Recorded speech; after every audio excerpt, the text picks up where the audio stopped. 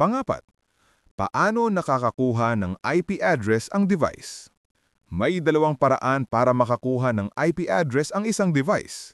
Dynamic IP address, ito ang pinakakaraniwang paraan. Ang IP address ay otomatikong ina-assign ng isang DHCP server o Dynamic Host Configuration Protocol na karaniwan ay ang inyong Wi-Fi router.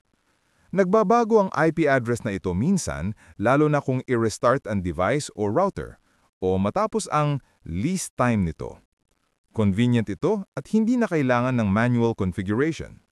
Static IP address. Ito ang IP address na mano-manong itinatakda sa isang device. Hindi ito nagbabago.